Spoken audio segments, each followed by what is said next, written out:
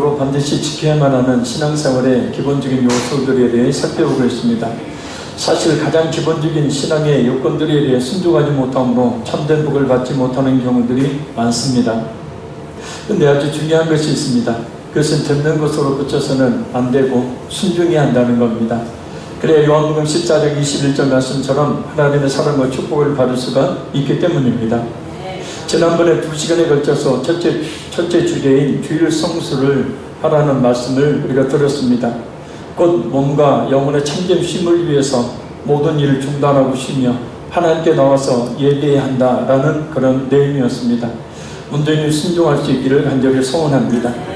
듣고만 말아서는 안 되고요. 하나님의 말씀이니 그대로 순종해야 천대까지 이르는 하나님의 복이 있다라는 겁니다. 오늘은 두 번째 주제인 예배에 대해 살펴봅니다. 이 시간 이 자리에 임재 계신 우리 성령님께서 역사해 주셔서 예배가 더욱 회복되어서 하나님의 더 큰 은혜와 복을 받는 역사가 있기만을 간절히 소원합니다.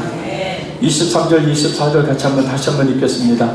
아버지께 참되게 예비하는 자들은 영과 진리로 예비할 때가 오나니 곧 이때라. 아버지께서는 자기에게 이렇게 예비하는 자들을 찾으시느니라. 하나님은 영이시니 예비하는 자가 영과 진리로 예비할지니라.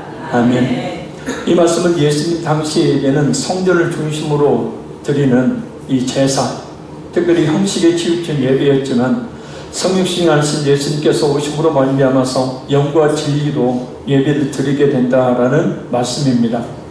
그리고 예수님은 그와 같이 영과 진리로 예배하는 자를 찾으신다라고 말씀해요. 여기서 찾으신다는 말은 원한다, 요구한다라는 뜻이에요.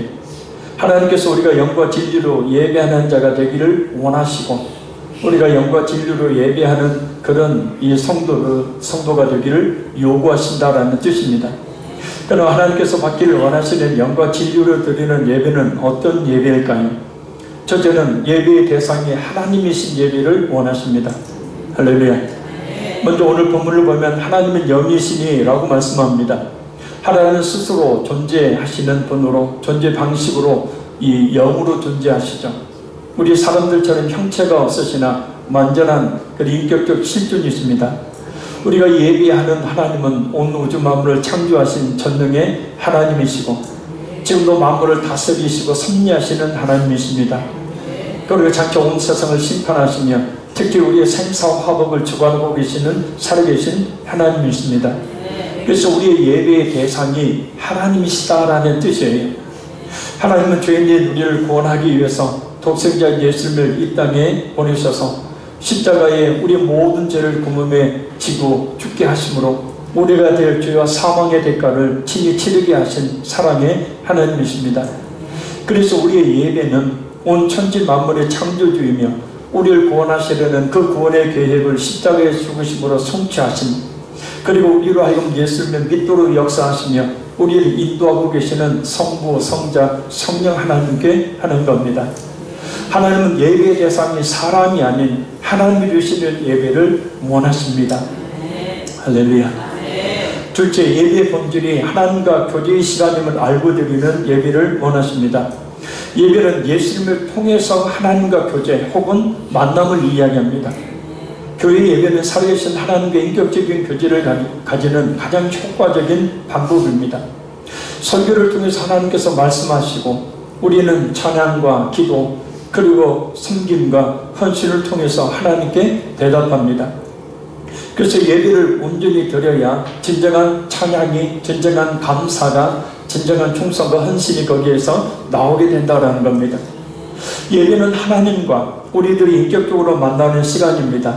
따라서 하나님은 참된 예배 가운데 늘 임재하고 계신다는 거예요. 이 시간 우리 하나님께서 우리 가운데 임재하고 계심을 믿어야 합니다. 설교를 통해서 하나님의 음성을 들어야 합니다. 그리고 찬양과 기도 그리고 섬김과 봉사를 통해서 하나님께 우리가 말해야 합니다. 그러면 우리 자신에게 놀라운 일이 일어나게 됩니다. 하나님의 임재 가운데 있는데 어찌 놀라운 일이 일어나지 않겠습니까? 거꾸로 역으로 보면 예배를 드리고 나서 하나님께 드리는 올바른 반응, 변화, 하나님의 그 은혜 주심의 그 일들이 우리에게 일어나지 않는 것은 그 예배를 온전히 하나님께 드리지 못했기 때문입니다. 하나님은 우리가 하나님과 교제하는 예배를 원하십니다. 그래서 이 시간도 지금 이 말씀을 통해서 우리에게 말씀하고 계시고, 또 우리는 그 말씀을 듣고 그에 대한 반응으로 찬양해야 하며 기도해야 하며 변화되어야 되며, 또 주님을 향한 섬김과 충성과 헌신의 그런 열매를 맺어야 합니다. 첫째, 예배의 목적이 하나님께 영광을 돌리는 것임을 알고 드리는 예배를 하나님이 원하십니다. 예배는 그 이름에 합당한 영광을 하나님께 돌리는 행위입니다. 그래서 예배의 가장 큰 목적은 하나님께 영광을 돌리는 겁니다. 영광을 돌려드리는 거니까 하나님께서 우리에게 영광을 주셨다는 뜻이죠. 그래서 하나님께서 우리에게 베풀어 주신 그 놀라운 구원의 은혜와 또 우리에게 베풀어 주신 모든 그런 삶의 은혜들을 우리가 찬송, 기도, 또 봉사, 충성, 헌신, 이런 모든 것들을 통해서 우리가 하나님께 온전히 드릴 때 그것이 곧 영광을 돌려드리는 행위가 되는 겁니다. 예배라는 말의 영어는 worship이라는 단어를 씁니다.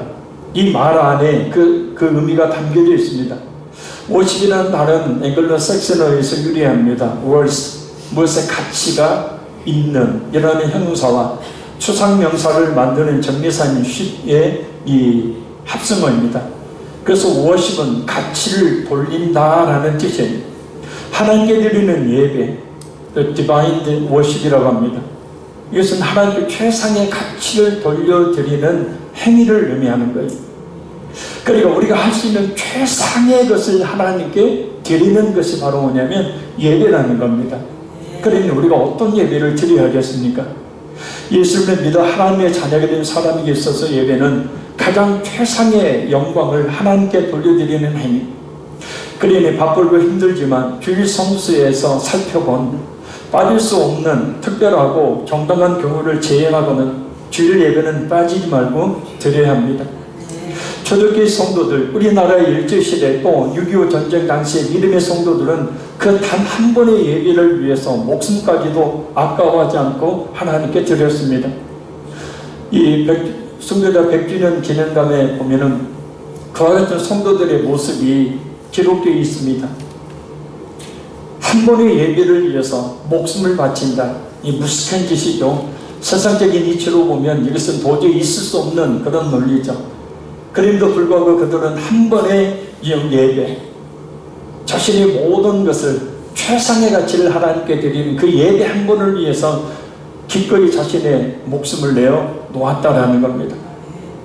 왜냐하면 예배는 하나님을 향한 가장 확실한 믿음의 표현이고 신앙 고백이기 때문입니다.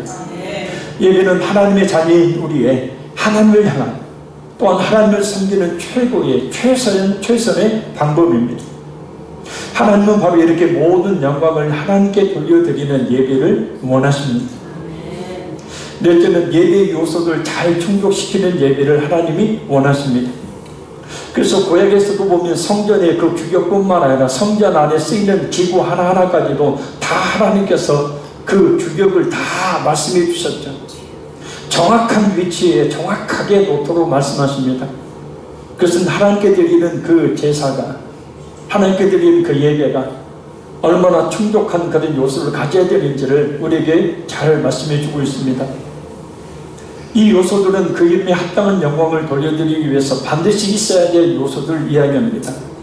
예배의 가장 핵심적인 요소들이 몇 가지를 살펴봅니다. 첫째는 찬송입니다. 합당한 영광을 돌리기 위해서 우리는 하나님을 찬양합니다. 이 찬양이라는 말은 사전을 보면 아름답고 훌륭함을 드러내고 기림이라는 뜻이에요. 그러니까 음악으로 하나님께서 어떤 분이신지, 하나님께서 어떤 일을 행하셨는지를 노래하는 것을 찬송이라고 하고, 우리의 말과 행동으로 하나님이 어떤 분이신지, 하나님께서 어떤 일을 행하셨는지를 전하고 드러내는, 예를 들어서 전도와 또 선교, 기도, 그리고 삶 속에서 성령의 아름다운 열매를 맺는 것, 이것이 바로 뭐냐면 찬양이에요. 그래서 이사야 43장 13절에 보면, 12절에 보면 내 백성은 나를 위하여 지었나니 나의 찬송을 부르게 하려 하십니다. 그러니까 우리 자체가 바로 뭐냐면 하나님의 찬양이다. 할렐루야. 그래서 예배 때뿐만 아니라 우리 자신이 가정으로 돌아가고 세상 속으로 돌아가고 우리 자신이 뭐냐면 하나님이 어떤 분인지, 또 하나님이 행하신 일이 어떤 일인지를 우리 자신의 말과 행동으로 드러내는 거예요. 이것이 뭐냐면 찬양의 삶이에요. 그냥 교회 안에서만 노래하고 마는 게 아니라 삶 속에서 하나님이 어떤 분인지를 드러내고 기리는 것, 이것이 곧 찬양이라는 겁니다. 특별히 찬송을 보면, 요즘 TV를 보면 가수들이 경영하는 프로그램들이 특히 많죠. 트로트에 관한 것들이 요즘 많더라고요. 우리나라에 내노라 하는 그런 가수들이 나와서 누가 더 노래를 잘하는가 경연하는 그런 프로그램입니다. 거기에 나온 가수들을 보면 노래 한 곡을 부르기 위해서 얼마나 많이 그리고 열심히 연습을 하는지 모릅니다. 그리고 그 노래를 잘 표현할 수 있도록 표정, 제스처, 그에 맞는 의상, 또 온 열정을 다해서 노래합니다. 노래를 부르고 무대에 들어 나오는 가수들의 모습을 보면 몹시 지쳐 있습니다. 왜냐하면 그 노래 한 곡에 온 몸과 마음을 다 쏟아붓기 때문입니다. 우리가 찬송을 부를 때 바로 그런 마음과 자세로 노래해야 한다는 거예요. 할렐루야. 전에 어느 집사님의 고희연에 참석한 적이 있었습니다. 그때 40대 중반으로 보이는 딸이, 막내딸이 나와서 춤을 추며 노래를 하는데, 그 모습을 본 그 어머니가 또 많은 그런 사람들이 눈물을 글썽이는 것을 보았습니다. 엄마를 향한 사랑의 마음으로 춤을 추며 노래했기 때문입니다. 그것을 본인도 알고 모든 사람도 알고 그 어머니도 알았기 때문입니다. 우리 찬송은 하나님께 우리의 마음을 담아 하는 노래입니다. 이런 마음에서 우러나오는 찬송이 들려지는 예배를 하나님께서 원하시는 거죠. 특별히 주일 낮 예배 때 드리는 찬양대의 찬양은 그 대상이 성도들이 아니어야 합니다. 하나님이십니다. 그래서 하나님이 어떤 분이신지에 대한 노래, 그 하나님께서 어떤 일을 이 온 우주 만물과 우리에게 행하셨는지를 노래해야 합니다. 그래야 하나님의 영광을 받으시는 거죠. 그래서 하나님께 찬양을 드려야 되는 찬양대뿐만 아니라 우리의 찬양 역시도 마찬가지입니다. 사람이 대상이 되어서는 안 되는 거죠. 사람을 향한 노래를 불러서는 안 된다는 겁니다. 무조건 찬송가를 한다고 다 하나님이 기뻐하시는 하나님을 향한 노래가 아니죠. 왜냐하면 우리가 가지고 있는 찬송가는 대부분 이전의 인간들을 향한 노래, 곧 이전에 불렸던 복음성가가 찬송가의 대부분을 차지하고 있습니다. 그래서 찬양대는 끊임없이 하나님을 노래할 수 있도록 곡을 선정해야 되고, 또 부단히 연습하고 노력해서 하나님께 찬양을 돌려드려야 합니다. 그래서 우리 자신 역시도 마찬가지입니다. 둘째는 기도입니다. 사실 기도는 우리가 바라고 원하는 것을 얻기 위해 하는 것이 전혀 아닙니다. 한국에서 기복적인 샤머니즘 신앙과 잘 접목되어져서 한국의 기도는, 한국 교회의 기도는 바라고 원하는 것을 구하는 수단으로 여겼는데, 성경이 말씀하고 있는 기도는 전혀 그렇지 않습니다. 하나님의 뜻을 이루기 위해 하는 것이 바로 기도죠. 그래서 하나님의 말씀에 대한 반응으로 회개하는 것, 결단하는 것이 바로 기도입니다. 그래서 너희가 여호와의 율법을 듣지 아니하는 자의 기도는 하나님이 가증히 여기십니다 라는 이 잠언서 말씀이 있죠. 그래서 기도 역시 마음이 담겨져 있는 기도 역시 하나님의 영광을 드러내는 기도가 되어야 합니다. 특별히 예배 때마다, 기도회 때마다 하는 그런 기도 인도자, 대표 기도가 아니고 기도 인도하는 분들의 기도는 사람을 향한, 성도를 향한 기도가 결코 되어서는 안 되는 거죠. 하나님을 향한 기도가 되어야 합니다. 그래야 그 기도를 하나님이 받으시는 거죠. 기도에 대해서는 다음 주제 설교 사제가 되어질 때에 더 자세하게 말씀을 통해 살펴보도록 합니다. 첫째는 헌금입니다. 헌금은 우리의 마음을 드리는 행위입니다. 마태복음 6장 21절 예수님의 말씀입니다. 네 보물이 있는 그곳에 네 마음도 있느니라. 사람들은 헌금을 드리는 것을 돈을 내는 것으로 생각합니다. 교회 갔더니 이런저런 설교하면서 돈을 내라고 한다고 이야기합니다. 그러나 그 헌금이 무엇인지 그 의미를 모르기 때문에 믿음이 없어서 하는 말입니다. 헌금은 돈을 드리는 게 아닙니다. 우리 마음을 하나님께 드리는 거죠. 그래서 예수님께서 말씀하셨듯이 헌금은 자신의 마음의 표현이고, 하나님께 자신의 마음을 드리는 행위이자 신앙 고백의 행위입니다. 그래서 헌금과 믿음은 정비례합니다. 헌금을 드리는 것을 보면 그 사람의 믿음이 그 정도라는 것을 알 수 있다는 뜻이에요. 이게 적고 많음의 차이를 이야기하는 것이 아니라 하나님이 원하시는, 기뻐하시는 그 헌금을 드리는 모습을 보면 그 사람의 신앙, 그 사람의 믿음이 어느 정도 수준인지를 정확하게 알 수 있다는 거예요. 이번 명절 때 평소 감사한 분들에게 뭐 하셨습니까? 선물을 드리셨죠. 그냥 말로만 제 마음 아시죠 하고 마신 분은 아마 없을 겁니다. 아마 그런 분은 없을 거예요. 마음이 있다면, 정말 감사한 마음이 있다면 작은 것이라도 정성껏 준비해서 전달했을 겁니다. 억지로 하지 않죠. 어떤 반대급부를 바라고 선물을 주는 것은 뇌물이라고 성경은 이야기합니다.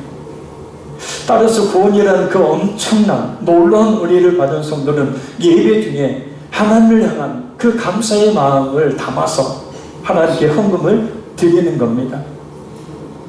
왜 아멘을 안 하세요? 왜냐하면 사람들의 마음이 가장 많이 담겨져 있는 것이 바로 물질이기 때문입니다. 그래서 이거 안 뺏기려고 교회도 안 나가고, 이거 안 뺏기려고 그런 설교 듣기도 싫어하는 거죠. 11조를 아이고 형편도 어려운데 꼭 11조를 내야 되냐, 구약의 율법이지 뭐니 별소리를 다 합니다. 그래요, 네 보물이 있는 그곳에는 네 마음이 있느니라. 그러니까 이렇게 헌금을 하나님께 드리는 것은 마음을 드리는 거지 돈 드리는 게 아니에요. 아직도 이해 안 되세요? 왜 표정이 그래요? 우리 교회에서 제일 부자가 누굴까요? 어떤 주기학교 학생이 이야기했답니다. 우리 교회에서 제일 부자는 목사님이라고. 왜? 헌금 받아다가 다 가져간대요.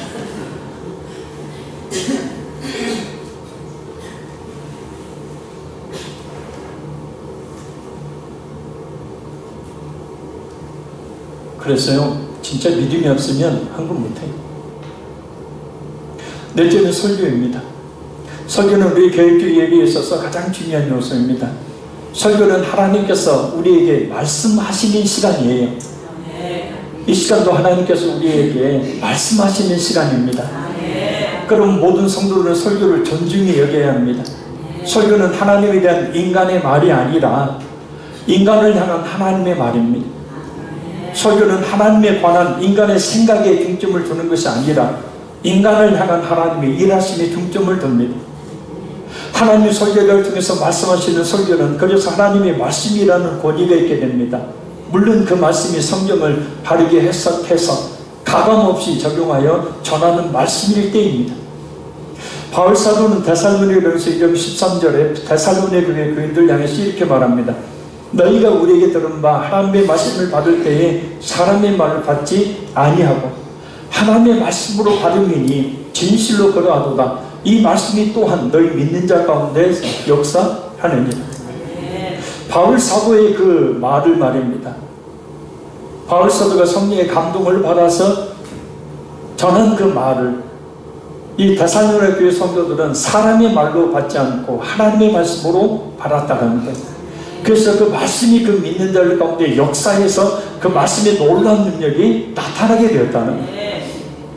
설교를 설교답게 하는 것은 설교자의 지식이나 언변, 그리고 설교자의 종교적 사상이나 또한 설교자의 설득력이 있지 않습니다. 설교가 참된 하나님의 말씀이 되는 것은 성경을 바로 해석해서 오늘의 성도들에게 바로 적용할 때입니다. 성경 본문을 읽어놓고 설교자의 생각을 말한다든지 성도들의 재미와 흥미를 끄는 재미있는 이야기, 성도들이 듣고 싶어하는 말을 하는 것은 사람의 말일 뿐 하나님의 말씀이 결코 아닙니다. 여기서 설교가 우리 자신에게 하나님의 말씀이 되도록 하기 위해서 설교를 듣는 몇 가지 태도에 대해 살펴봅니다. 첫째, 성경 본문을 깊이 되새기며 잘 들어야 합니다. 둘째, 설교자를 똑바로 쳐다보고 다른 것을 보지 않아야 합니다. 셋째, 설교의 중심자는 자신의 생활에 반영시켜서 자기의 것으로 받는 태도가 있어야 합니다. 여기서 자신의 말씀으로 받는 데 있어서 세 가지 자세가 필요합니다. 첫째, 따라합니다. 설교를 하나님의 말씀으로 받자. 설교를 하나님의 말씀으로 받자. 둘째는 설교를 누구에게 주신 말씀으로 받자? 내게 주신 말씀으로 받자. 이게 설교 듣다가 꼭 누구 들으라고 하는 얘기만 설교에 실패한 사람이죠. 설교는 나 들으라고 하나님이 하신 말씀이다. 셋째는 자신에게 긍정적으로 적용하여 말아야 합니다. 긍정적인 반응의 대표적인 예는 사도행전 2장 37절에 나와 있죠. 그 베드로의 설교를 듣고 찔림을 받은 유대인들이다. 유대인들의 일부가 어찌할꼬. 그래서 베드로 사도가 회개하여 죄사함을 받고 성령을 선물로 받아라. 그런데 부정적인 반응의 대표적인 예가 사도행전 7장 54절에 나옵니다. 스데반이 그 유대인들을 향하여 복음을 증거할 때 유대인들은 그 설교가 듣기 싫어요. 왜요? 자신들이 죄인이라고 이야기하니까. 자신들이 못 박아 죽인 그 예수님이 하나님의 아들이시라고 이야기하니까 철저하게 회개하라고 외치고 있으니까 듣기 싫은 겁니다. 그래서 마음의 찔림을 받아 스데반을 향하여 이를 갈며 돌로 쳐 죽여버립니다. 설교가 성경 본문을 바로 해석하여 오늘 살고 있는 우리 자신에게 바로 적용된다면 곧 칼빈과 루터의 말처럼 The Living Voice of God, 살아있는 하나님의 음성이 됩니다. 사람의 말로 받지 않고 하나님의 말씀으로 우리가 받아야 한다는 거예요. 그래서 설교를 듣는 이 시간은 온통 마음을 집중해야 되는 거예요. 다른 생각하지 말아야 합니다. 세상일 때문에 걱정하며 염려하는 가운데 말씀을 듣지 않아야 합니다. 특히 설교 시간에 다른 생각을 하거나 피곤하거나 졸거나 자지 않도록 주의해야 합니다. 청교도 맹언집에 보면 가장 뛰어난 경건의 능력과 영성을 소유했던 청교도 목사님들의 예배에 대한 명언들이 있는데 가장 많이 언급되고 있는 것이 예배를 드리는 성도들의 태도에 대한 겁니다. 두 가지만 살펴봅니다. 토마스 왓슨 목사님이 이런 말을 했습니다. 말씀을 들을 때 졸지 않도록 조심하라. 그때 조는 것은 하나님에 대한 불경건을 그대로 증명하는 것이다. 우리가 세상에서 살아갈 때는 눈코 뜰 새 없이 바쁘게 움직이면서 어떻게 예배 드릴 때는 졸 수 있는가? 말씀이 선포될 때 우리는 영혼의 양식을 먹는 것이다. 그렇다면 사람이 어떻게 식사하면서 졸 수 있단 말인가? 윌리엄 거넬 목사님의 말입니다. 설교는 열심히 들어야 한다. 눈은 뜨고 있지만 건성으로 설교를 듣는 사람은 눈만 껌뻑거릴 뿐 자고 있는 사람과 다를 바가 없다. 내가 가장 존경하고 사랑하는 사람이 내 앞에서 내게 말을 하는데 내가 그 말을 듣지 않고 졸거나 자거나 헛생각을 하고 있거나 한다면 그 사람을 어떻게 취급하는 것이 됩니까? 찬송, 기도, 헌금 그리고 하나님의 말씀의 설교가 제대로 행해지는 예배를 하나님께서 원하시니 우리 모두 그런 예배를 할 수 있도록 최선의 노력을 다 기울여야 한다는 거예요. 다섯째, 경건하게 드리는 예배를 원하십니다. 예배에 집중할 수 있도록 하는 그런 분위기를 잘 갖춰야 합니다. 그러기 위해서 먼저 예배실의 환경을 잘 정돈해야 합니다.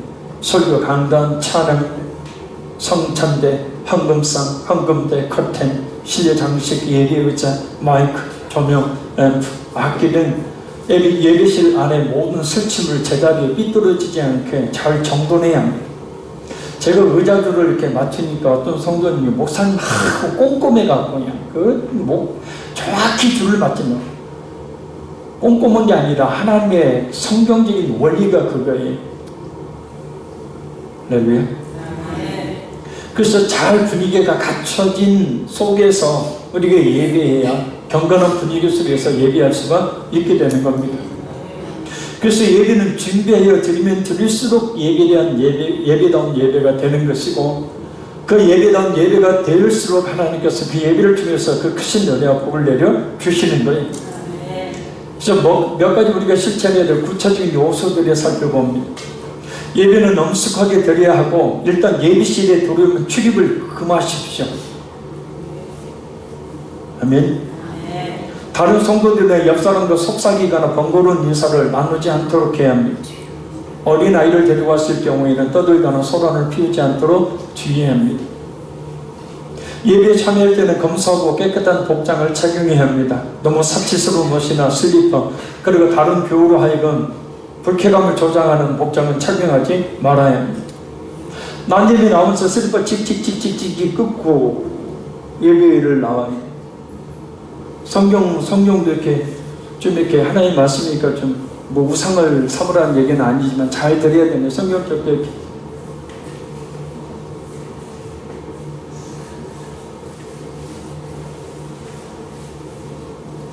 예배 시간에 핸드폰 반드시 끄고 혹시 끄지 않아 전화가 왔을 땐 재빨리 꺼야 합니다. 특히 예배 시간에 온 전화를 받아 밖으로 나가는 일이 없도록 해야 합니다. 그것은 예배의 대상인 하나님을 무시하는 경멸의 행동이 됩니다. 예배 시간에 혹 늦게 왔거나 늦게 왔다면 뒷자리에 앉도록 하고 불가을 앞으로 올 때에는 허리를 숙여 다른 사람의 시선이 집중되지 않도록 해야 합니다. 여기 늦게 와서 막 당당하게 그러면 다 예배 시간에 풀잖아요. 시선이 쏠리죠. 그리고 이를 위해서 자신이 꼭 앉는 자리만 고집하지 말고 거기에 뭔 도장판 왔어요. 거기 안전벨트가 있어요. 넘어질까봐 왜 그 자리에만 앉는지 모르겠어요. 그렇게 다른 시간에는 몰라도 난 예배만큼은 좀 앞자리로 와서 앉으라고 해도 죽어도 내일 그 자리에 앉아야 돼요. 거기 앉아야 복이 있나 봐요. 그러면 늦게 온 성도들은 어떻게 합니까? 앞으로 나오기가 그러니까 우물쭈물하다가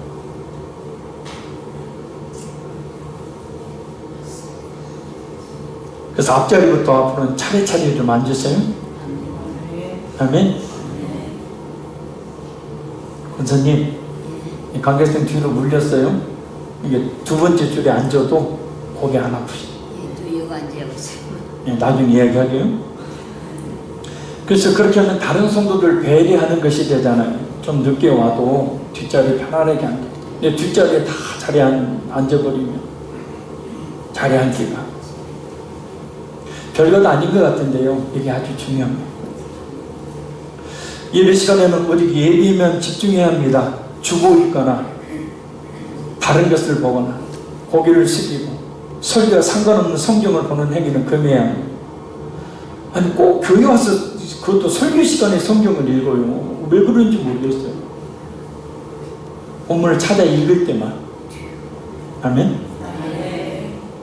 예배 시간에 가장 경계해야 될 것은 바로 졸음과 잠 그리고 헛된 생각들과의 싸움입니다. 여러분 예배를 드릴 때 얼마나 큰 마귀가 강력하게 역사하는지 모릅니다. 왜요? 말씀 들으면 지가 패하니까. 물론 예수님의 십자가의 죽으심과 부활로 이미 패했지만 그래도 뱀의 머리가 상했지만 꼬리는 그 몸통은 아직도 비틀고 있듯이 끝까지 성도들 하여금 말씀 듣지 못하도록. 왜? 말씀 들으면 구원받으니까. 말씀 듣지 못하도록 온갖 방해를 일삼게 되어져. 저도 처음에 교회 갔을 때 1년 동안 잤어요. 얼마나 하나님의 큰 그릇으로 쓰임을 받으려는지 마귀가 말씀 듣지 못하도록 안 들리면 제일 뒷자리에 앉았어요. 지금 뒷자리에 앉았다고 말하는 게 아니라 앞자리는 금자리, 뒷자리는 똥자리라고 어떤 목사님 이야기 하시더만 뒤통수가 적게 보여야 은혜가 됩니다. 많이 보이게 되면 자꾸 저 밤은 어디서 가고 왔을까?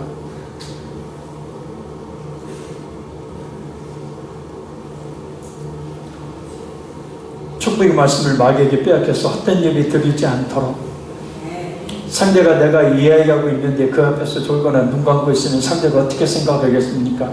하나님이요. 예배원은 서로 다정하게 인사를 나누며 그리스도를 중심으로 한 친교가 활발히 일어날 수 있도록 해야 합니다. 그래야 은혜가 배가 되고 그리스도 안에서 서로 하나가 될 수 있습니다. 특별히 새신자들이 왔을 때에는 모든 성도들이 다가가서 잘 오셨다고 하나님의 축복이 임하기를 바란다고 한 분도 빠짐없이 꼭 인사하시길 바랍니다. 이것도 예배의 한 행위에 해당됩니다. 어떤 목사님이 제게 그런 얘기를 하더라고요. 폭폭해서 목회를 못하겠다고. 열심히 전도해서 새신자 하나 데려왔더니 다 먼 산 쳐다본다. 한번 휙 쳐다보고 간다는 거예요. 그러면 그 성도가 제대로 정착을 하겠느냐 알아요? 어떻게 해야 돼요? 다들이 가서 자 연습 한번 해보게요. 잘 오셨습니다. 인상 쓰지 말고요. 환한 미소로 잘 오셨습니다. 하나님의 축복이 임하시길 바랍니다.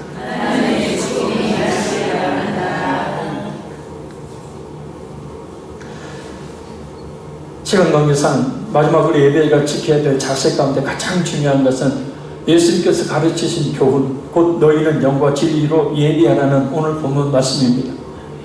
먼저 영으로 예배해야 된다라는 것은 성령을 받은 자의 영혼이 곧 물과 성령으로 거듭난 자가 성령의 도우심으로 예배해야 한다는 뜻이에요.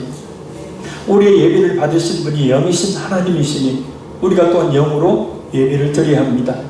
그러게 영이신 하나님께 예배를 드리시기 위해서는 우리 영혼이 살아나야 되겠죠. 죄와 허물로 인해서 영적으로 죽어있던 우리 영혼이 예수님의 십자가의 피로 말미암아 모든 죄를 사함받고 성령을 받아 그래서 그런 예배를 드려야 합니다. 왜냐하면 영적으로 죽어있는 영혼이 예수님을 믿지 않는 거듭나지 못한 영혼이 영이신 하나님께 온전한 예배를 드릴 수는 없는 것이기 때문입니다.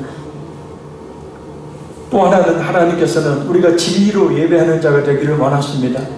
여기서 진리라는 말은 헬라어로 알레데이아라는 말입니다. 참된 정직한 이라는 뜻의 알라데스라는 말에서 유래된 말입니다. 절대적인 진리 또는 사상과 행위에 있어서 올바름 이런 뜻입니다. 그건 뭐냐면 진리에 대한 깊은 지식, 곧 예수님을 똑바로 알고 믿는 그런 진리, 그리고 예배가 어떤 것인지를 똑바로 알고 드리는 예배, 바로 그런 예배를 하나님이 받기를 원하신다는 거예요. 그래서 초대교회 때는 새신자가 들어오면 예배 자리에 참석을 안 시켰습니다. 왜요? 성령을 거듭나지도 못하고 예수를 믿지 않는 사람이 하나님께 온전한 찬양과 기도를 드릴 수는 없는 것이기 때문이에요. 그래서 몇 년 동안, 최소 3년 동안 다른 공간에서 훈련을 철저히 시키고 그들이 말씀의 진리를 깨닫고 성령을 받고 그들의 신앙 고백, 우리가 하는 신앙 고백은 사실 성경 예배의 제일 첫 번째 하는 게 아니고 말씀을 듣고 난 뒤에 모든 사람들 앞에서 눈 뜨고 하는 것이 신앙 고백입니다. 그래서 내가 이런 신앙을 가지고 있다라는 고백을 하는 거죠. 그래서 그들은 그렇게 철저한 훈련을 통해서 물과 성령으로 거듭나고 예배가 무엇인지, 예수님이 누구신지, 하나님이 어떤 분인지를 똑바로 알고 난 절대적인 진리를 깨닫고 난 뒤에야 예배 자리에 참석을 시켰어요. 왜? 그래야 그 살아난 성령으로 말미암아 살아난 그 영혼이 하나님께서 기뻐하시는 예배를 드렸기 때문입니다. 근데 지금은 믿는 사람이나 믿지 않는 사람이나 같은 공간에서 예배를 드리죠.